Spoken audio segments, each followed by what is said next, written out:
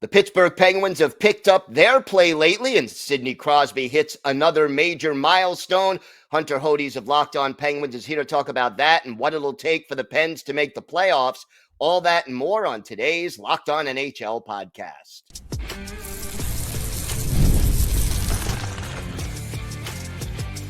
You're Locked On NHL, your daily podcast on the National Hockey League. Part of the Locked On Podcast Network, your team every day. Gil Martin here, and welcome everybody to the Monday edition of the Locked On NHL podcast, part of the Locked On Podcast Network, your team every day. I want to thank everyone who makes Locked On NHL your first listen every day. Don't forget to subscribe on YouTube or wherever you listen to podcasts so you get new episodes as soon as they drop. It is my pleasure to welcome back to the show a very familiar face and voice to Locked On NHL viewers and listeners, Hunter Hodies of Locked On Penguins. And, well, let's start with this. Sidney Crosby just keeps racking up the milestones. He passes Mario Lemieux to become the all-time assist leader in Penguins history.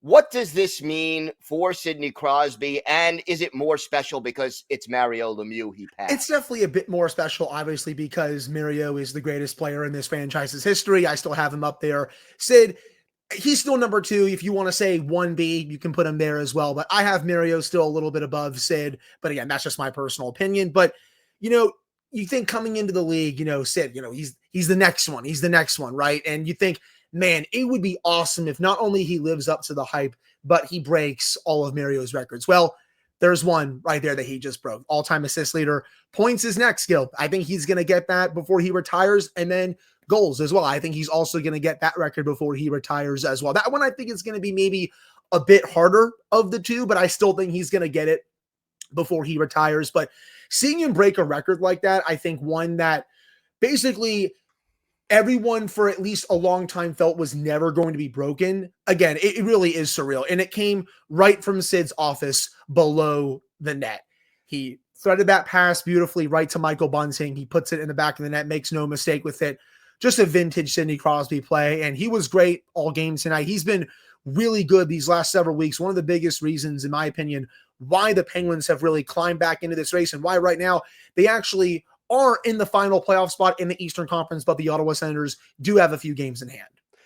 What has been different about Crosby over these last few weeks? Because he really has come on. Not that he was playing poorly before, but now he's Sid again, it almost feels like. Yeah, he had a bit of a slow start to the season, looked kind of lethargic, which I really never have said about him considering the way that he has played throughout his entire career. But I think, he was a bit lethargic. The entire team, honestly, was a bit lethargic.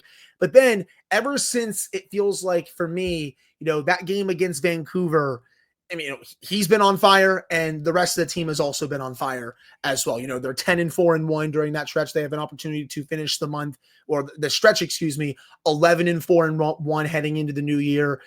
He's been great below the dots. His defensive game has improved. He's shooting the puck a bit more. I want him to continue to be a bit more selfish, but he is playing like the Sidney Crosby we all know and love. He's also chasing the point per game record this year, by the way, which is also pretty big. He's still above a point per game right now. So I think just his overall game has been so much better. Again, ever since that game against Vancouver and the rest of the team saw him play like that, and they're like, okay, it's go time, honestly. I'm trying to think of a better way to describe it, but I think that's honestly the best way to describe it. And that game was right around American Thanksgiving? Yep. They always have their annual pre-Thanksgiving Eve game. Great crowd, by the way, in Pittsburgh. A lot of times it is against the Canucks. It was against the Canucks again this year, and he was great in that game. So was Erik Karlsson. So was, again, Malkin, Chris Letang. And ever since then, again, they have been lights out for the most part. And, you mentioned Crosby coming on. Obviously, one issue that the Penguins have always had in recent years is goaltending. How has the goaltending contributed to this recent run of success? Yeah, I think both have been a bit better. Obviously, Alex Nedeljkovic, at least in this start against the Islanders, I feel like that was one of his better starts, if not his best start of the year.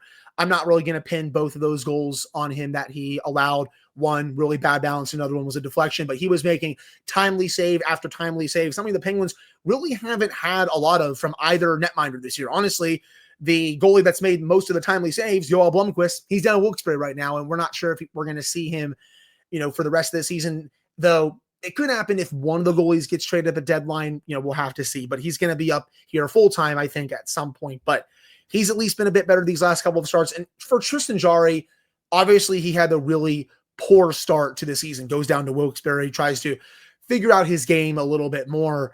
Since then, again, the bar has very much been on the floor. He's been better, but I still need him to play at an even higher level if this team wants to try and make some noise and continue pushing for that final playoff spot in the Eastern Conference.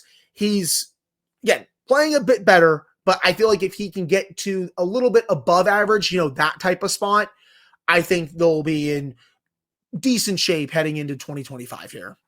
One other thing that the Penguins have benefited from this recent streak, and also really all year, is special teams. Yeah. We saw it again on Sunday.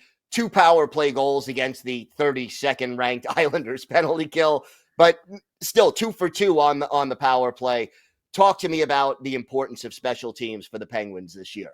Yeah, they've scored on 6 of their last 9 power play opportunities. They are red hot right now on the power play, top 10 unit in the league. I can't even believe I'm saying that to you after how bad they were last year. At the bottom of the league in terms of power play, look where they are a year later, top 10. And it goes to show, if they had this type of power play last year, they would have made the playoffs by a pretty significant cushion, if you're asking me, with how that unit really dragged them down last year. But it's so much more fluid. They're so much more methodical. They're actually zipping the puck around with authority. The zone entries are so much better. They have that shoot first mentality. They're getting traffic to the net. Everything about the power play this year, all those elements, it's all working. They didn't do any of that last year under Todd Reirden. Again, it was arguably the biggest reason why they didn't make the playoffs, but they have fixed all of those units for the power play, and it's clicking on all cylinders. In the PK, I know they didn't face the greatest power play in the league, Gil, because the Islanders also have the 32nd ranked power play heading into this game, but they've also killed off 21 of the last 22 on the penalty kill. Special teams have been a big factor for the turnaround in the last 5 weeks. So we're approaching the halfway mark of the season, calendar about to turn to 2025. Where do the Penguins stand now? What are they looking to do to try to nail down one of those last playoff spots in the East? It's really just staying consistent. You've had a really nice run here for the last 5 weeks, before that Thanksgiving game against the Canucks. You got to just stay with it. You got to keep playing simple. You got to keep getting the depth scoring. The goaltending has to be there. The special teams have to be there. You're going to get the production from Crosby. Carlson has been mostly very good outside of that game on Saturday against the Islanders in the first half of the home and home. But you got to really just keep doing what you have been doing for the last 5 weeks. Obviously, the games in hand, not your friend. A lot of these teams in front of them, they have games in hand on the Penguins. So you can't go back and replay some of those games that you got blown out in, but you can at least continue to make things interesting if you really are able to bank points heading into 25 and just keep the pressure on. I don't think they're going to be too aggressive at the trade deadline. They're not in a situation to do that. I don't think you're going to see them, trading out picks or rentals or being a super aggressive buyer, like, maybe like a team like the Panthers. I still expect them to sell some assets at the deadline, including someone like Drew O'Connor, someone like Marcus Pettersson. But I still feel like if they are right around in that race, it's going to maybe make those decisions a bit more difficult, but I would still do it because I know they have their eye on the long-term future. But again, Gil, they got to really just keep plugging away, keep banking points when you can. And, I guess the rest of it will take care of itself. Do you think they'll look to add anything? Some depth player, a depth defenseman, a depth forward? I could see them maybe adding a depth player if that fits. I also think this could be for a summer move. If they, for example, do move Marcus Pettersson, which I do think they will, and they potentially get a late first back for him because I think he's probably going to be the best rental defenseman at the deadline. And there's always a GM out there that's willing to trade you a late first. I can see them maybe, with that extra first, maybe packaging that to go get a younger player who can be here for, the next 3 to 4 or 5 years and be the next part of that contending team. Again, that's something well in the future, but I think if they add, it's probably going to be something really small. You're not going to see them trade out a bunch of, first, seconds to go get the big fishes or anything like that. And rightfully so. Makes sense. Absolutely. Hunter, why don't you tell our viewers and our listeners where they could find the podcast and where they could find you and your co-host on social media? Yeah, you can find the Locked On Penguins podcast wherever you get your podcasts, Apple, Spotify, YouTube, Amazon Music, etc. You can follow me on Twitter at Hunter Hodies. You can follow my co-host, Patrick Damp, on all social media platforms at Synonym for Wet. And we will have a new episode for you all on Monday to break down these two games against the Islanders and get you all set for the Penguins' final game of 2024 in Detroit against the Red Wings. All right, Hunter, thanks so much. Always a pleasure. Yeah, thank you, Gil.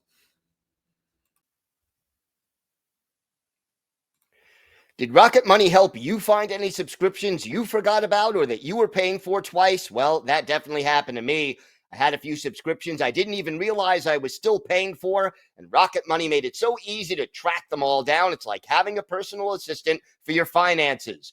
Rocket Money is a personal finance app that helps find and cancel your unwanted subscriptions, monitors your spending, and helps lower your bills so you can grow your savings. It brings everything together in one place, whether it's subscriptions, your spending habits, or even the goals you want to hit this year. Rocket Money has over 5 million users and has saved a total of $500 million in canceled subscriptions, saving members up to $740 a year when using all the app's premium features.